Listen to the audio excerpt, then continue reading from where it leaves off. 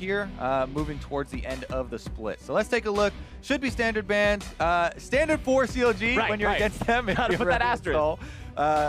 We would expect, something like Zach or something to come out here. Maybe the Kalista even. As far as teams have really been pushing that priority on that champion, even up almost to the level of Caitlyn because of the ridiculous mid-game spike that Kalista has, because of the ridiculous objective control and playmaking ability. She's really risen up the ranks, but there are the classic tanks that we're looking for. We'll see if they throw any more curveballs. Maybe Thresh or the random support bans have come in as well. And after the buffs to Maokai, just in general, he's been banned a lot now too. There's that Kalista you were talking about, so nothing really too crazy out of the ordinary, as long as you consider CLG. Exactly. Showing up in the ban so far. Mandatory Aurelion Soul ban. They did not forget, and it looks like we are going to have some LirA priority. The classic Elise. People were getting super hyped up on tanks, and rightfully so. Cinderhulk extremely powerful right now, but it really does still feel like Elise, especially if you want to get an early game team composition going, is the queen of the jungle at the moment. So much more playmaking early on from her than those tank junglers, even though the tanks will scale up quite nicely for team fights. And although Envy has fixed it a bit this split, they were a team last split that was known for the early game, and then it was the mid game where the things sort of started to fall apart for them. So not surprised to see them go for that early pick, especially in the guy that makes so much happen for him. Counter Logic Gaming going to respond, picking up Gragas for themselves and also locking in the Trist. Yeah, CLG have long had a high priority on the Gragas. Darshan feels very comfortable on the champion, as well as the obvious swap that you can make him into the jungle. So flexible first round for them. Meanwhile, Tristana, one of Stixxay's kind of main champions there, building towards the crits, getting those resets later on in the game, and CLG kind of drafting into that team play style. Well, Envy will decide to answer it with their own AD carry, grabbing the Varus for themselves after they were thinking on the Galio there for a minute, but that's a champion that, although he was really, really popular and really, really meta for a while, has since sort of fallen off a cliff. So it looks like Envy just instead opting to go into both bottom laners, picking up the Braum, more CC to go with what they've already got on the team. That's definitely the key here with Envy's last couple of lock-ins. Huge amounts of crowd control from the bottom lane, so that opens up their top and mid picks actually to be just very, possible high DPS, possible tank frontline there, depending on what Seraph wants to roll with. Meanwhile, we get some roaming from Huhi. Aurelion Soul is banned out, but Kalista, pretty good at it herself. Yep, going to be able to see the Taliyah picked up there, so you can have that mid lane pick before the second round of bans come in, so you don't have the pool pinched any further. Interesting choice, because it does open you up to counter picks, but... Yeah, the reason that we see so frequently, actually, now your third pick here on the red side being a mid laner is because we slot right into the next ban phase, so you still... get 2 more bans to throw at the mid lane. You basically take 1 away, then add 2 more bans on there, and don't feel too bad about counter picks against Taliyah anyway, because kind of the best ones are basically assassins for just lane, looking for kills and looking for pressure. But those really don't translate well in competitive, and especially in these types of scenarios. Taliyah right now is just an extremely robust mid laner. Very reliable damage, as well as the utility coming out of those walls. And there you go. 2 of the champions that could do potentially very well into her that are not assassins, banned away. Well, I still have... Syndra's kind of like an assassin. Press 1 button, you kill the guy, but it's not an assassin class-wise. Exactly. Meanwhile, support's banned out by Team Envy, taking both Lulu and Janna off the table, so those can't be picked into the Braum, give them a hard time in lane. Interesting, too, because we have seen a resurgence of Alistar. And I just kind of want to go over this real quickly, just in case there's a possibility of Aphromoo actually picking it up, because this was one of the big champions for him. He's been a long-time Alistar player. He has a lot of playmaking abilities, and it's nice for CLG when he is on the front line. It's not going to be the case this time around, and he just does go with the Morgana for the Black Shield, for all the crowd control they're facing. But I will keep cautioning against that for enemy teams of CLG, because I really do think, especially with the recent round of buffs, that Alistar, is definitely back and will be here to stay. Well, Envy going to pick up something that can never be back because she never really leaves. Orianna, a competitive staple since the beginning of time and probably going to be there till the end of it too. locked in there for Nisqy in the mid lane, and now they've got one more to pick.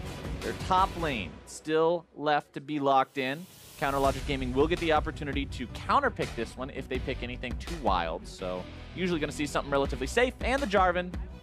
Bit of a front line. Also works really well with the Orianna. There's the Shockwave delivery combo where Jarvan can just jump in Cataclysm, get everybody nice and grouped up for the good AoE. But it is a lot more about team fighting there. And CLG, mainly with this Taliyah pick, do have a lot of options for splitting up the map, roaming around early, and now that they've got the Camille for a split push pressure, it's exactly what you want when you have this type of composition.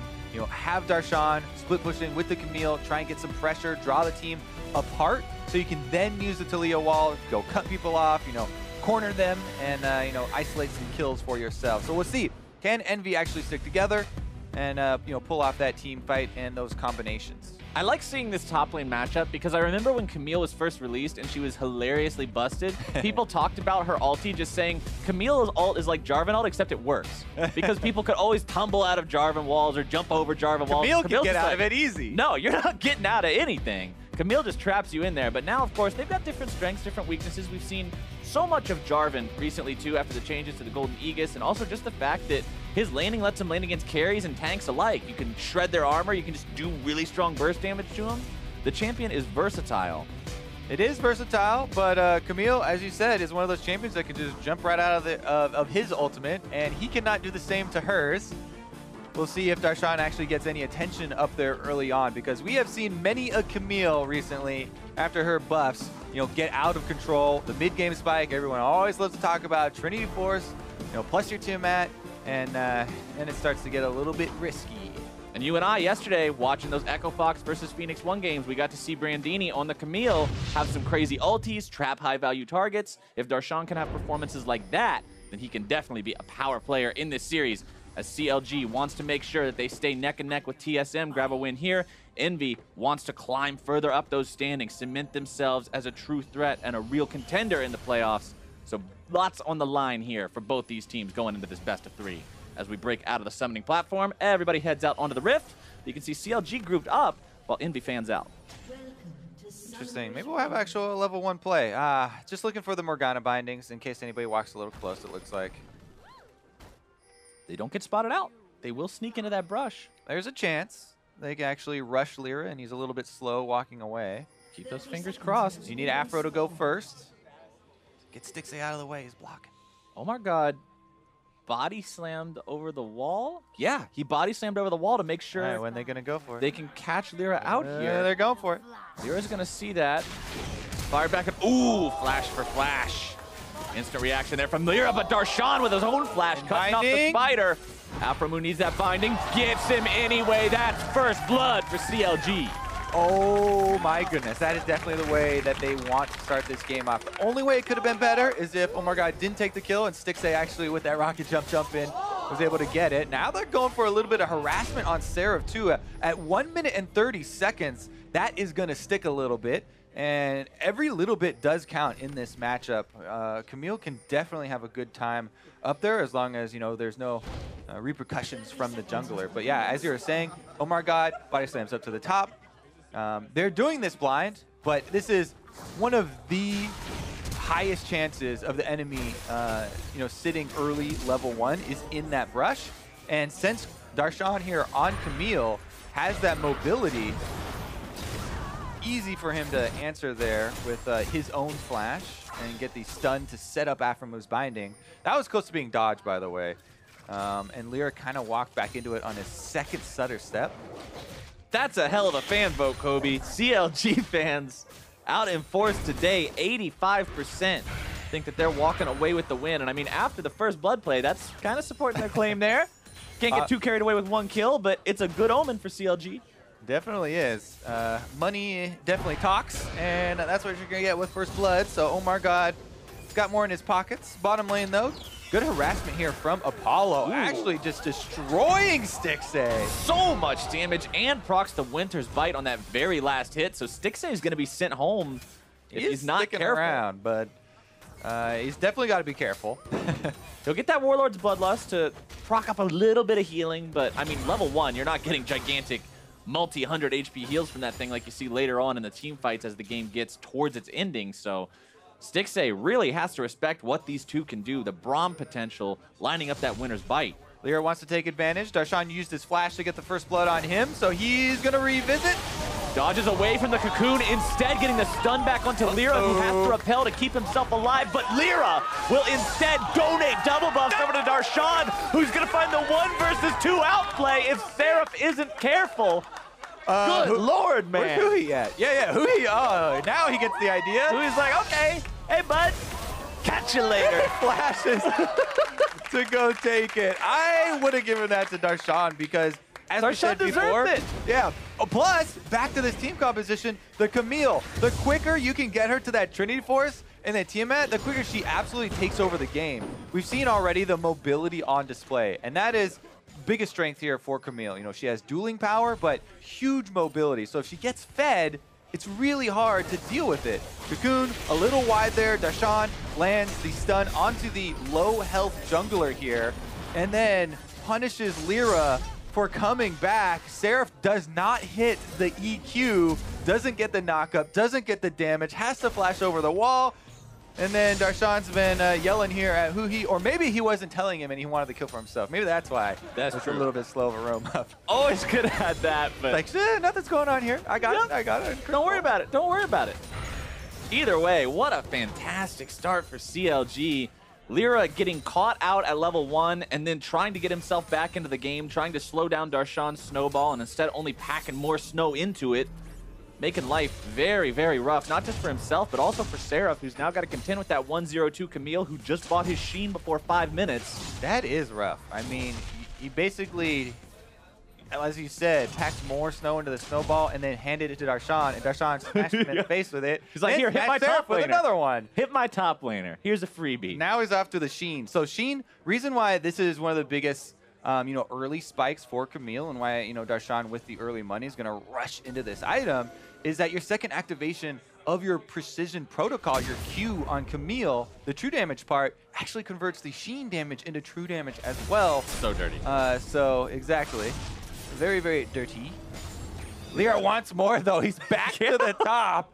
He's not letting this go. Definitely angry. I have to say, it was both intelligent by CLG and also fortunate that they were able to get LirA in the pixel brush and focus down LirA early on in the game, because as we said, LirA has been the driving force for Team EnVy really in the early game at least, and getting him off his normal game plan and off to a very rocky start here is basically the best thing you could possibly do versus this team. And it's not just getting rid of EnVy's win condition, it's shoring up some of your own weaknesses as well, talking about how the team really wants to get Omargod up to speed and make sure that they're facilitating him as much as they can. Taking LirA out of the picture allows Omargod that breathing room. It's saying, okay, he's not going to be counter jungling you, he's not going to be in your face, he's really far behind. You can play your game without having to worry about the LirA creeping around in the shadows, getting all up in you, trying to figure out how you can avoid that. Creepy spider crawling around. Yeah, spooky spider skittering all over the place. Oh man, look at this, what this does to the top lane too. Seraph cannot get up to the minions. Even though he has that pink ward, he has to worry about the ridiculous range that Camille, can close right there. It's the jump off the wall into the ultimate here now that they're level 6 means that he can't even be in experience range. He's so far back because roaming from mid lane, Huhi's coming up, and they are just denying this Jarvan a tremendous amount. Ward placed down in the top side of his jungle, so Seraph knows that they might try some sort of multi-man dive after seeing the enemy mid laner disappear. So they'll catch out Omargod walking around there if he sticks around any longer. But now Omar has made his way towards the mid lane. Nisqy still doing a good job staying dead even here with Huhi in terms of farm.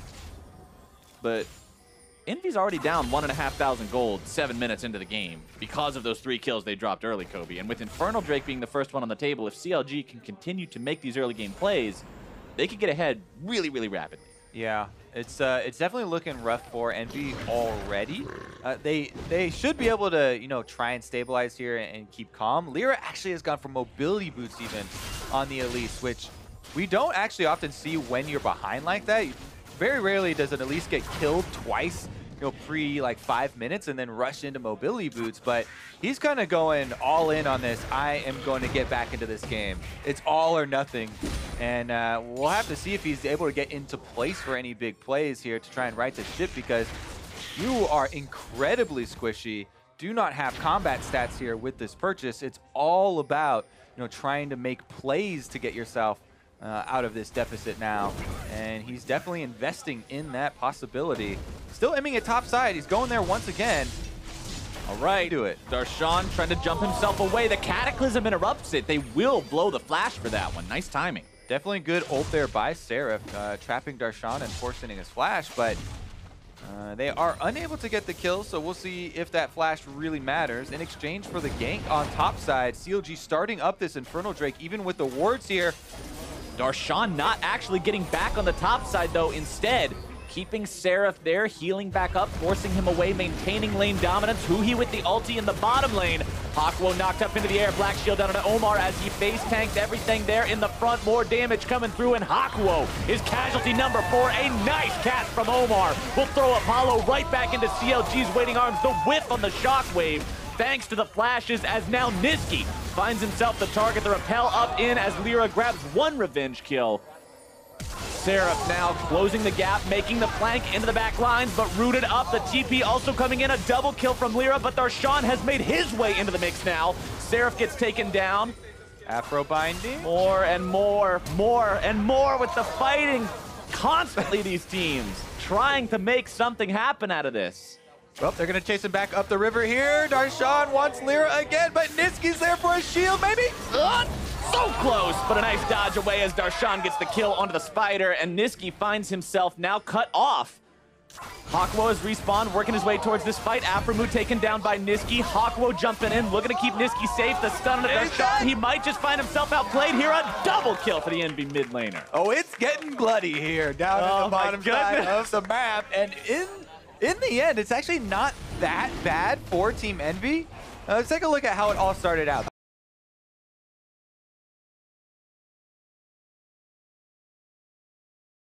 Because it could have gone a lot worse. CLG get the 4-man collapse here onto the bottom lane. Omar holds on to his ultimate on Gragas, knowing he's against Braum, knowing that Braum just putting up the Unbreakable would just block his ultimate, so he saves it there and they get the kill onto Apollo. It's looking great for them here until Omar with the re-engage, and they see Seraph on this ward. So everybody else from CLG backs off, but Omar, low health down there, has to stay in and goes down. Then Darshan is able to teleport in, but that's already been 2 kills picked up for Team EnVy here. So even though they answer, the early people died so early on that already Braum and Varus here are running back out onto the field, as you can see on the mini-map. So Darshan chases down the extra kill here onto LirA, takes him a little bit further away, and his ultimate actually, really nice dodge right there. But the key, Braum does finally join. He died so early that he's able to get here and make sure that Nisqy doesn't die to Darshan in the end, and it's only that extra kill. So all in all, not too bad for Team EnVy. They did delay the dragon. It looks like CLG still going to return to that area though, and they actually could pick it up, even though they don't have vision on LirA. They have plenty of wards around the back of the Drake. 4 for 4 in that they do have huge, vision. bloody, drawn-out fight. And CLG getting the Drake here could be a nice payoff for themselves in the early game. Grabbing that extra power, going to make them stronger in team fights. Going to make Darshan a lot scarier, especially as that damage-heavy top laner, working on that Trinity Force that he's really close to getting. 800 gold away from being able to complete that one. As LirA counter jungles a little bit here. Has the pieces, at least, of the completed Runic Echoes there in the jungle, but still behind. The double kill doing work to get him back into the game, though. Yeah, I mean, he's definitely feeling good about the chaos, basically, that happened. Because if you stood in standard lanes and they kept on going as planned, it would have been even worse. In the end, though, CLG do pick up that Infernal Drake, so they've got some extra scaling there in their pockets. And Darshan is still a problem. Yeah. Yeah, Seraph did get 1 assist down there, and the team got a bit of gold out of it, but it's still a little bit scary for him because Darshan is going to be very close to his Trinity Force here. I like the fact that Seraph went for the early ninja tabby. He's trying to play it defensively, just trying to say, okay, I can run away from him, I can defend against his attacks. He's not trying to be the hero in the top lane going up against someone who's fed like that. But at the same time, if you look at the score lines, Huhi's just as fed as Darshan is. 2-1 and 3 on the Taliyah. Went ahead and rushed Mercury Treads before anything else. So taking a defensive stance against that CC for himself. But the gank in mid lane from Darshan wants to go for Nisqy. Gets the ulti down so he can't run away. The seismic shove back and the cast from Omargod seals his fate. They don't even let the shockwave complete, and CLG trying to push for the first turret bonus gold as well after it. They have Tristana, bottom lane is rotated up, and it's an instant objective after that kill. Now that is team coordination. That's exactly what you want to see from one of these teams contending to be the best in the North American LCS. Not just setting up the kills, but having a concrete plan about why they're doing it, getting those objectives after. Seraph is going to be able to answer here for the turret on top side, but the first turret bonus gold is not going to be able to be made up. That's definitely something they're good for. Envy, though, they definitely need to try and get those consolation prizes after each one of the plays. LirA starting off the Rift Tail. It's pretty easy for Elise. You can turn them around really nicely with your Spiderlings. And it basically just takes time to kill them. Not really much threat of the damage. Pings coming out at a few different points on the map from both teams here, but looks like LirA's not going to be stopped as he continues this Rift Herald with the help of Seraph. And they will put that one on LirA with those mobility boots. Means he can get to whichever lane they think it's most appropriate to drop that in here in the next 4 minutes. 9 times out of 10, that's going to be mid lane. Let's take another look here, though, at the gank. Darshan sets it all up with a stun. That means that it's very easy to land seismic shove for Huhi.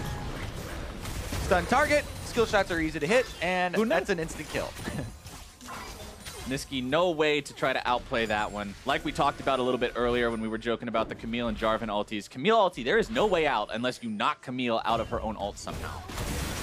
Makes it very, very difficult. Or you make her run away. Yeah.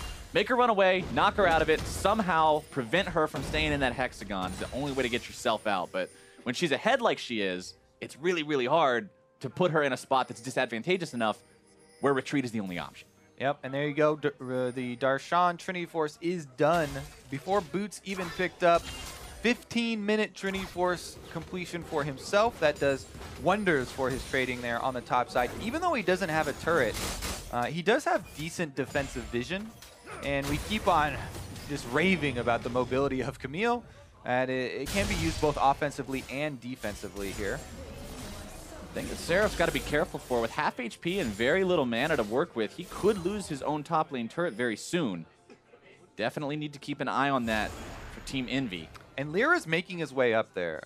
He's doing two things here. Yes, you do want to kind of prevent the dive just in a 1v1 scenario, but he's got to assume with a Taliyah on the enemy team and not too much vision coverage, there's definitely a possibility of CLG trying to make plays up onto that weakened top side. You know, low health turrets can also be used as traps, as bait sometimes.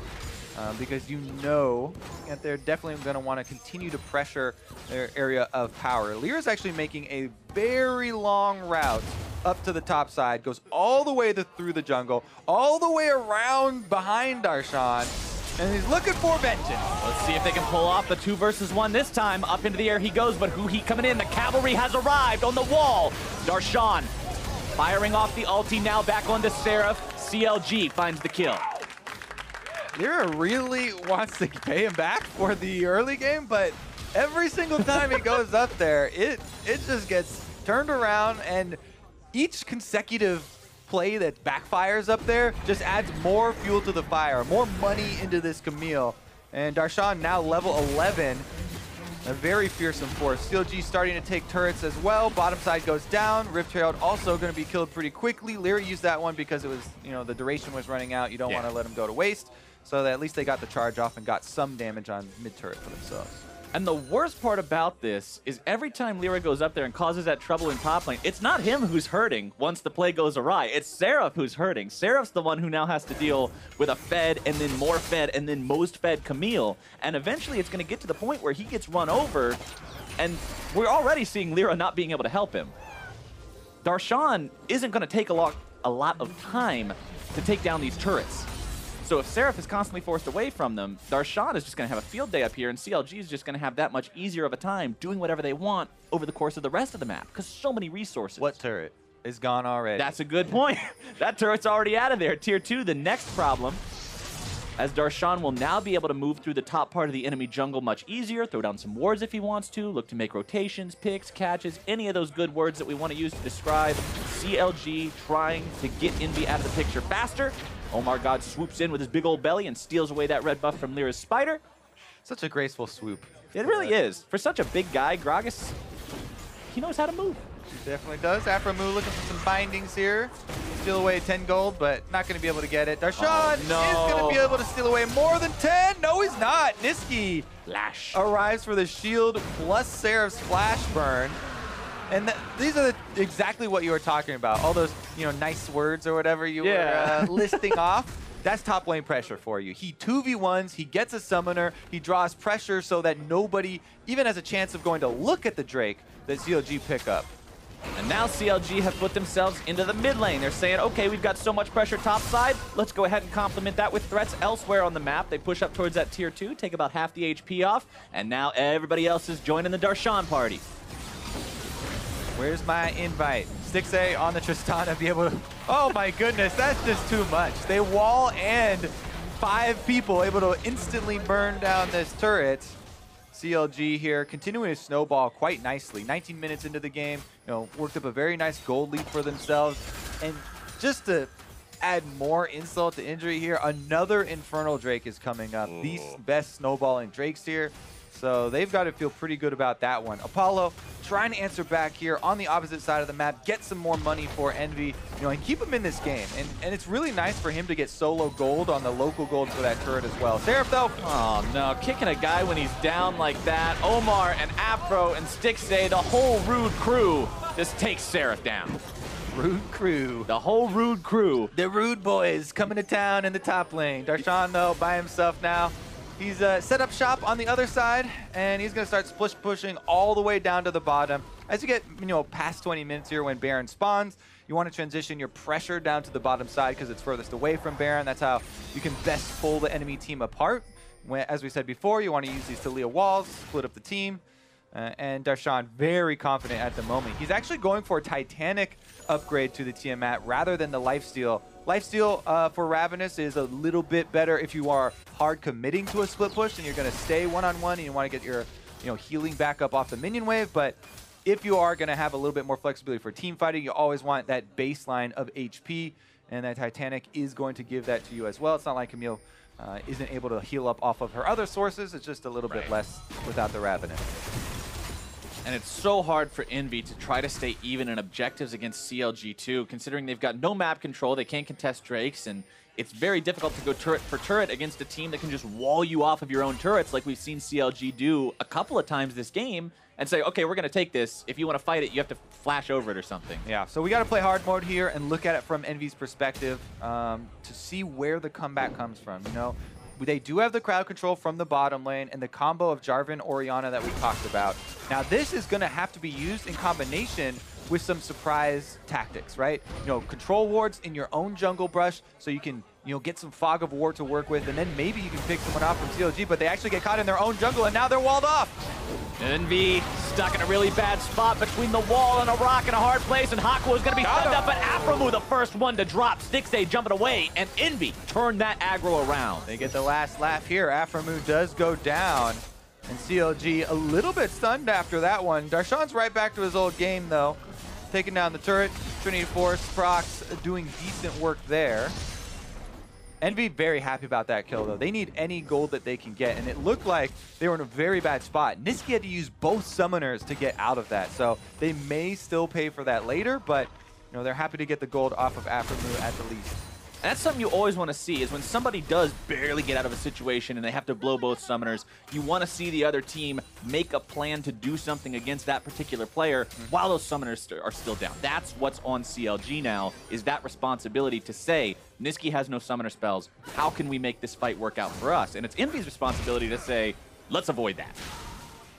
Definitely true. Doing their best so far. LirA actually walks into Stixxay. Whoa, so much damage coming out from that Tristana as Omargod comes around from the side. Hakuho providing some peel, but that spider's not getting away. The patience here from Omar, you know, with these ultimates on Gragas here, he's saving them until he's, you know, fairly sure that the enemy has no more escapes. Has been able to nail the last few. Darshan already used the combo right there, so it gets locked in with the turret. Meanwhile, Huhi grabs the kill on the Nisqy. Ask and ye shall receive, Captain Flowers. They wanted to punish the Orianna, no summoners. They found him out in the middle of the map. Didn't even have to see what happened. You can fill in the blanks there. Yeah, pretty much pieced that one together just based on the details as Darshan takes down the tier 2 in bottom lane, while the rest of CLG move their way on to Baron. They realize they've got the threat across the map, they've got the enemy mid laner dead, and there should be no real contest for this objective, as EnVyUs just not even acting like they're going to try. CLG looking pretty good here. They've kept the pace of this game, you know, very quick, continually pressuring objectives, continually splitting up the team, looking for picks, and finding them. Here's a recap. Nisqy was out in the middle of the map, gets a good double shockwave, but it doesn't matter as you know, Aphromoo landing that binding makes it again super easy to land your seismic shove, you know, bound target, and Huhi's able to finish him off. It got a little scary there for Aphromoo, down to like what? He's squishy. 100 health or so. Not exactly a tanky Morgana when all you've got is Eye of the Oasis and Ardent Sensor. However, those items are really, really good and really, really cost efficient. So he's still able to contribute a lot to his team, and his team is in a fantastic position right now in this game. 7,000 gold up, 3-0 and 3 on that Tristana with all 3 big core items done. Yeah, it says a lot about an item where even if Aphromoo only has, you know, one shield, a single target shield on a decent cooldown there in Black Shield, and Ardent Sensor is still the rush item. It's just that good for scaling AD carries. You mentioned Tristana's triple item power spike right now for Stixxay. He's also going to have the added, you know, benefit of Ardent Sensor Black Shield on him, which absolutely makes it a ridiculous, almost late game Tristana at 25 minutes. He's got double Infernal Drakes and all these extra buffs here. He is looking pretty scary. I mean, you remember 2 minutes ago when LirA walked up into his own jungle and ate, what, 4 auto attacks and an E from the Trist and almost got killed instantly from that? And Stixxay's only scarier now compared to what he was then.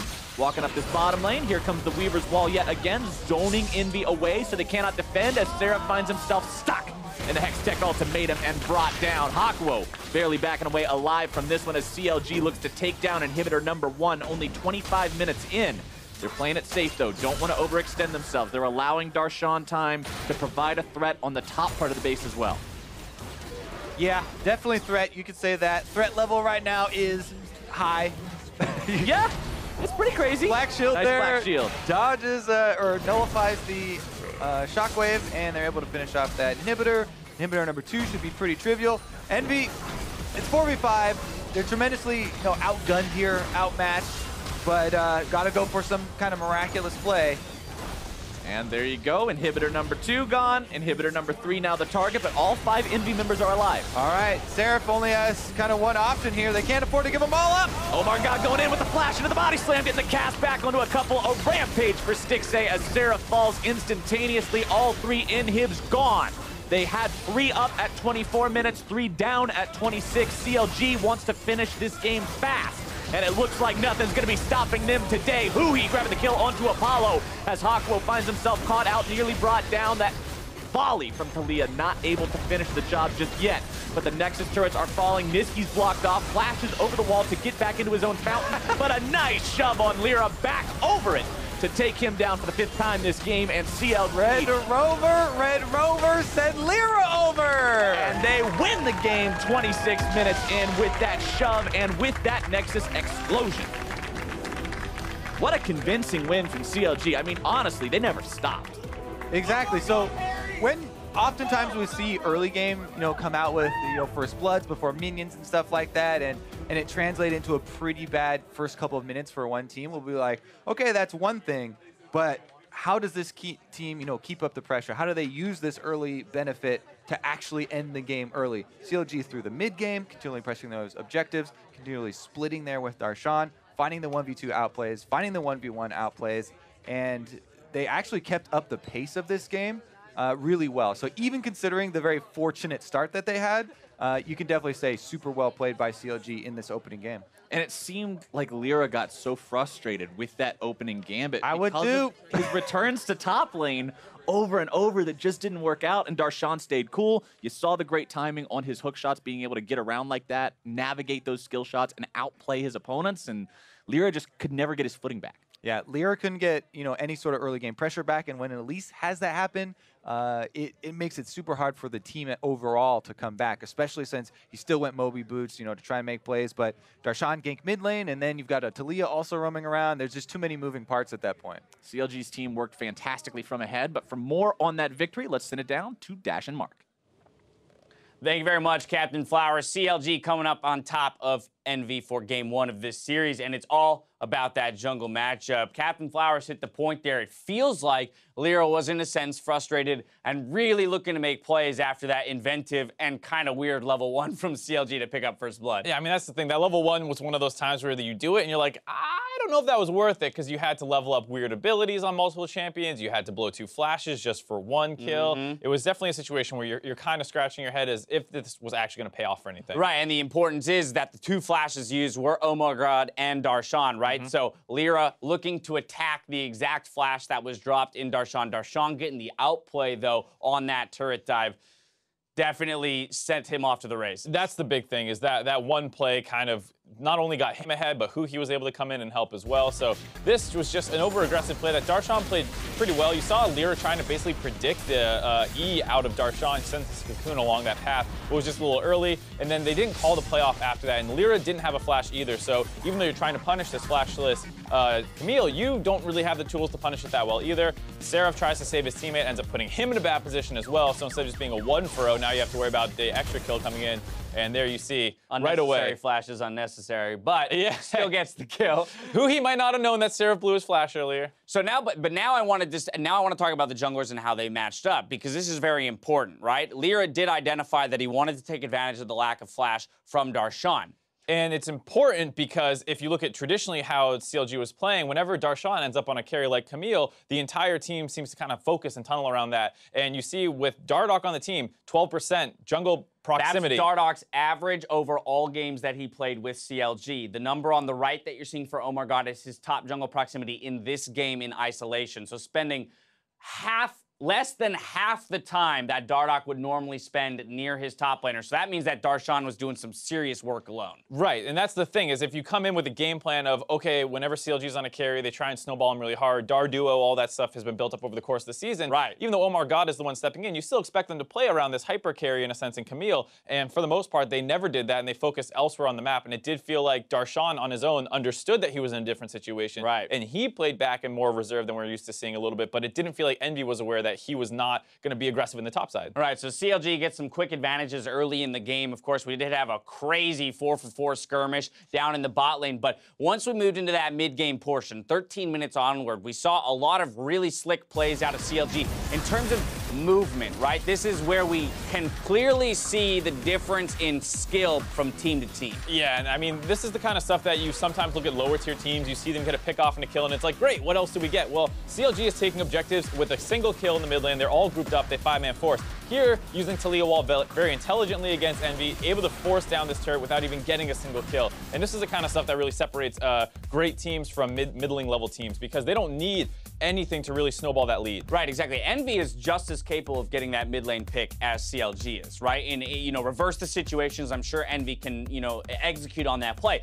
But will they have done it in a fashion where everyone else is collapsing on the lane in order to take advantage of the man advantage, that man advantage in the mid lane? That's the thing, is getting everybody on the same page at the same time. The fact that your bot lane is roaming up while that's happening. The fact that Darshan's moving down with the advantage that he has and spreading it all over the map. That's one of the things you tend to see is, oh, I got a 3-0 Camille or something, but how many times is it actually spreading its influence over the map versus trying to consistently 1v1 the enemy top lane? Absolutely. Player of the game going to Darshan on that Camille. It's great to see him stepping up into those carry roles that he was once known for. Fantastic play out of him here. Let's return to the jungle conversation, though, because this was Omargod's debut as the starter. Obviously, we've seen some games of evidence. How do you feel he played It's a bit of a question mark just because it did feel like he was not super influential in the outcome of the game. It felt a lot like Envy overforced at times, CLG punished appropriately, and then they did what CLG is known to do, which is group up and work together.